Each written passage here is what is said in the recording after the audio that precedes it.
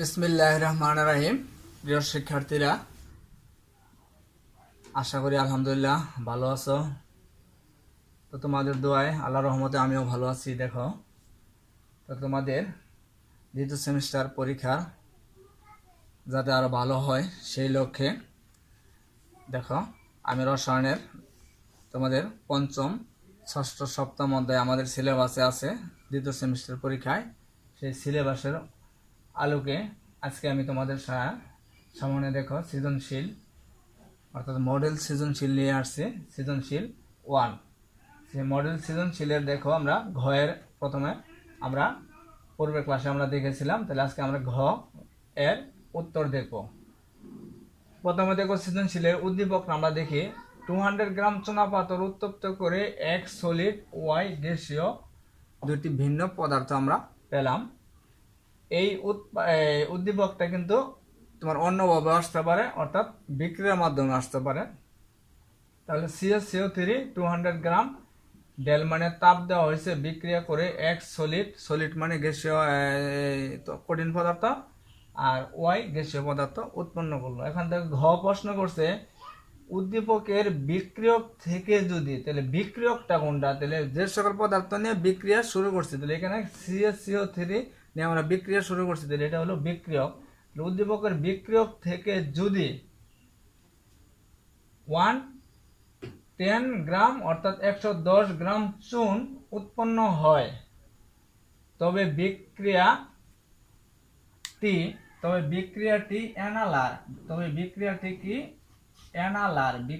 AnalaR বা AnalaR grade পদার্থ হবে কি না গাণিতিকভাবে বিশ্লেষণ করো।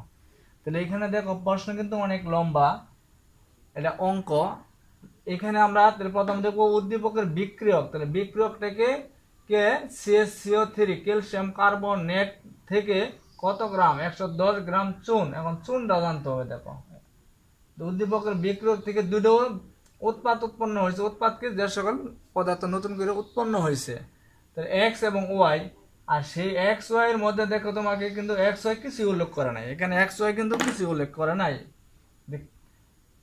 110 গ্রাম চুন, এখন তোমার চুনের সঙ্গে তেল অবশ্যই জানতে হবে।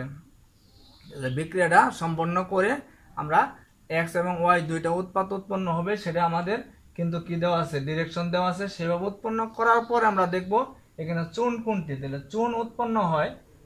তো বিক্রিয়াটি অ্যানালার। এখন দেখো অ্যানালার আবার পদার্থটা কি, অ্যানালার বা অ্যানালার গ্রেড পদার্থটা কি। অ্যানালার বা অ্যানালার গ্রেড পদার্থ হচ্ছে যে বিক্রিয়ায় সবচেয়ে বেশি বিশুদ্ধ পদার্থকে কি বলা হয়, অ্যানালার বলা হয়। তার মানে অ্যানালার বা অ্যানালার গ্রেড পদার্থ বলা হয়। সেই অ্যানালার বা অ্যানালার গ্রেড পদার্থের সবচেয়ে বেশি এর একটা নির্দিষ্ট মান আছে, অর্থাৎ 99%। যে সকল পদার্থের কি 99% বিশুদ্ধ তাকে কি বলা হয়, অ্যানালার বা অ্যানালার গ্রেড পদার্থ বলা হয়। তো আমরা যদি এখন ঘয়ের উত্তরটা, যেহেতু অঙ্ক লেখা দিয়ে শুরু করি, তাহলে দেখি বিক্রিয়াটি প্রথম আমরা সম্পন্ন করব। মনে করো প্রথমে এই কথা দিয়ে আসছে, তাহলে বিক্রিয়াটি কিভাবে হবে, আর অথবা বিক্রিয়ার মাধ্যমে আসলে একটু সহজ, আর কথা দিয়ে আসছে তাহলে মনে করো যে এটাই আসুক একইভাবে কিন্তু আমাদের অ্যান্সার হবে, বাট উদ্দীপকটা দুই হবে। তাহলে 200 গ্রাম চুনা পাথর, তাহলে দেখো বিক্রিয়া কিন্তু দেওয়া আছে, তার মানে ক্যালসিয়াম চুনা পাথর সঙ্গে তোমার মুখস্থ রাখতে হবে CaCO3 200 গ্রাম। একে কিন্তু কি করলাম 200 গ্রাম, আমরা 200 গ্রাম আমরা একে তাপের চিহ্ন ডেল, বিক্রিয়া করা শুরু করলো দিল এক্স। এক্সটা কিন্তু তোমাকে সলিড বলে দিছে এক্স। তাহলে এখন দেখো ক্যালসিয়াম কার্বনেট, একে তাপ দিলে দেখো ক্যালসিয়াম আর অক্সিজেন বিক্রিয়া করে দেখো ক্যালসিয়াম, তাহলে CaO উৎপন্ন হবে, এটা হবে সলিড, এটাকে এক্স দ্বারা প্রকাশ করছে। প্লাস ক্যালসিয়াম আর অক্সিজেন বিক্রিয়া করে ক্যালসিয়াম অক্সাইড, এটা সলিড পদার্থ। আর এখন কার্বন আর অক্সিজেন আবার পরস্পরের সাথে বিক্রিয়া করে কার্বন ডাই অক্সাইড CO2, এটা গ্যাসীয় পদার্থ হবে, ডিরেকশন আছে, এটাকে ওয়াই দ্বারা প্রকাশ করছে। এখন দেখো তাহলে উদ্দীপকের বিক্রিয়ক থেকে এক্স এবং ওয়াই আমরা ডিরেকশন অনুযায়ী পেলাম। আর সেইখান থেকে দেখো প্রশ্ন করছে 110 গ্রাম চুন, তোমাকে এক্স এবং ওয়াই এর মধ্যে থেকে চুনকে কি করতে হবে, নির্বাচন করতে হবে। চুন আসলে কোন, চুনের সঙ্গে আমাদের মুখস্থ রাখতে হবে। চুনের সঙ্গে হলো CaO, ক্যালসিয়াম অক্সাইড চুন। তাহলে CaO অর্থাৎ এক্সটা হলো আমাদের চুন, এক্সটা হলো চুন, CaO চুন। তাহলে 110 গ্রাম চুন উৎপন্ন হয়, তো বিক্রিয়াটি অ্যানালার কিনা। তাহলে আমরা দেখো বিক্রিয়া থেকে আমরা প্রথমে লিখবো, দেখো ক্যালসিয়াম কার্বনেট এর আণবিক ভর নির্ণয় করবো। তাহলে ক্যালসিয়াম কার্বনেট এর আণবিক ভর, তাহলে CO3 এর আণবিক ভর ইকুয়াল ক্যালসিয়ামের ভর 40, আমাদের মুখস্থ রাখতে হবে, 61 এবং 62 পেজ আছে বোর্ড বইয়ে, প্লাস কার্বনের আণবিক ভর হলো, পারমাণবিক ভর হলো যে আমাদের কত 12, প্লাস অক্সিজেনের পারমাণবিক ভর 16, অক্সিজেন 3টি আছে, 3 দ্বারা গুণ, তার মানে আমরা একেবারে লিখলাম 100। তাহলে ক্যালসিয়াম কার্বনেটের আণবিক ভর পেলাম কত আমরা 100, ক্যালসিয়াম কার্বনেটের আণবিক ভর কত পেলাম 100। যেহেতু আমাদের দেখো এক্স এর কথা বলছে উদ্দীপকে, তাহলে চুনের কথা, তাহলে চুনের আণবিক ভর আমরা এখন নির্ণয় করব। এটা আমাদের ওয়াই নির্ণয় করার প্রয়োজন নেই, তাহলে লিখবো CaO এর আণবিক ভর, ক্যালসিয়ামের আণবিক ভর আমরা দেখলাম 40, প্লাস অক্সিজেনের আণবিক ভর 16, 56। যেহেতু অঙ্ক আমরা করতেছি, তাহলে দেখো অঙ্ক করতে গেলে এখন আমরা নিয়ম অনুসারে লিখবো। তাহলে দেখো বিক্রিয়া থেকে ক্যালসিয়াম কার্বনেটের আণবিক ভর পেলাম কত 100, আর ক্যালসিয়াম অক্সাইড অর্থাৎ চুনের আণবিক ভর পেলাম 56। তাহলে আমরা এটা লিখতে পারি, দেখো বিক্রিয়া থেকে, তাহলে 100 গ্রাম ক্যালসিয়াম কার্বনেট থেকে তাপ দিলে কতটুকু উৎপন্ন হচ্ছে 56 গ্রাম। তাহলে আমরা এটা লিখবো, তাহলে লিখি দেখো, অতএব 100 গ্রাম CaCO3 কে তাপ দিলে পাওয়া যায়, তাপ দিলে CaO পাওয়া যায়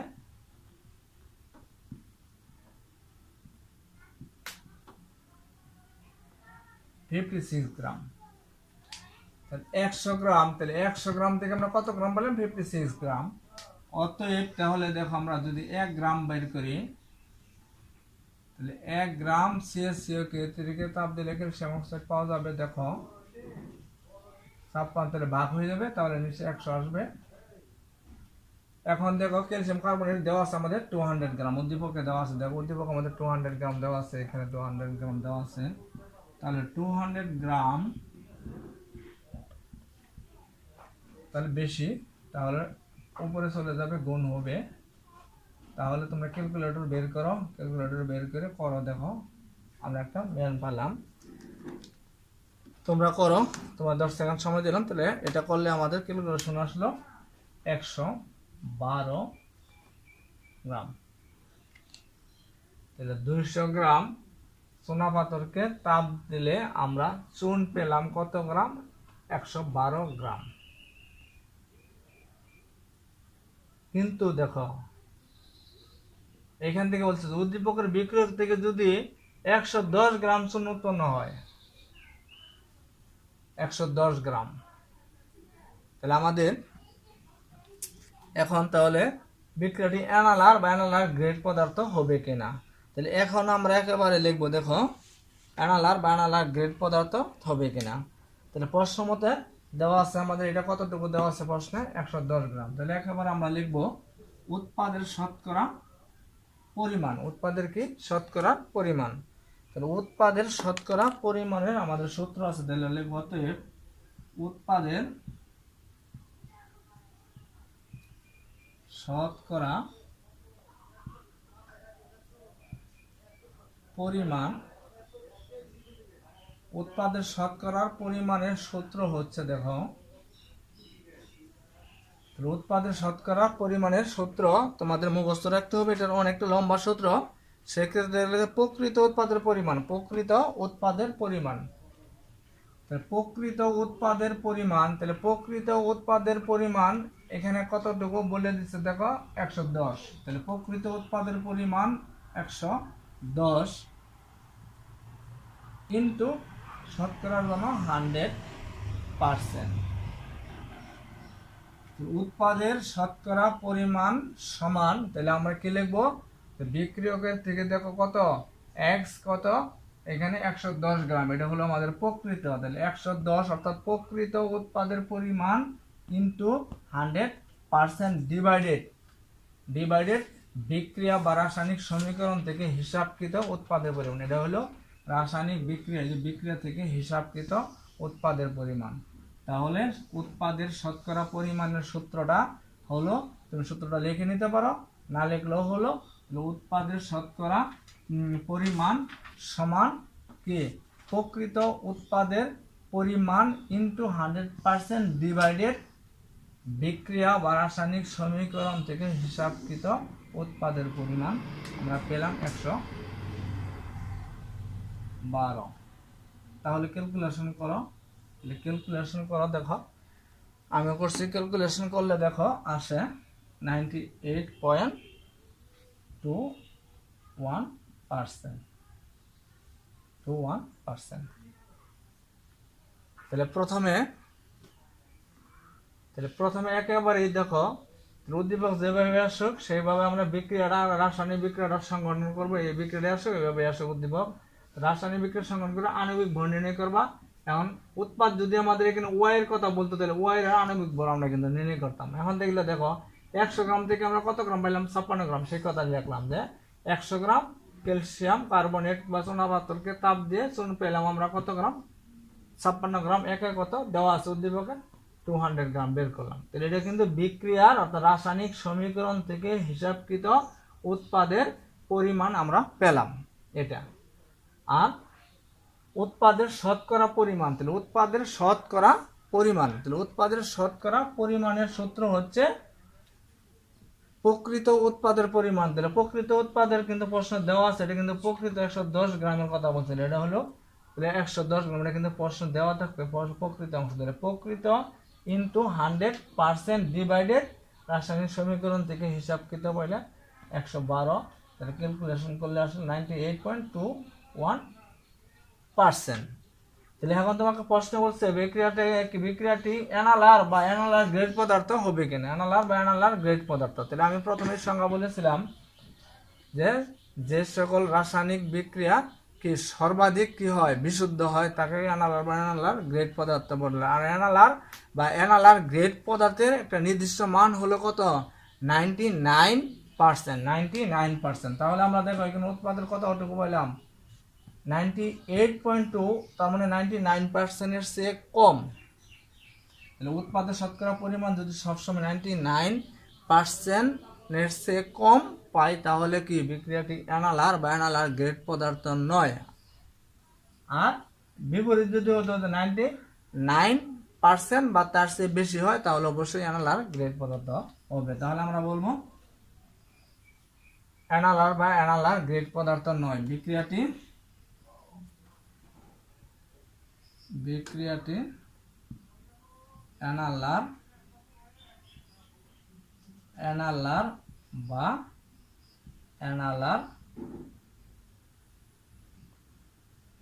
অ্যানালার গ্রেড পদার্থ নয়। আশা করি বুঝতে পারছো। বাসায় আরো একাধিক সৃজনশীল টেস্ট পেপার গাইডে আছে, সেগুলো দেখবা, তাহলে আশা করি ভালো রেজাল্ট করা সম্ভব। তো এই পর্যন্তই, ভালো থাকো, আসসালামু আলাইকুম।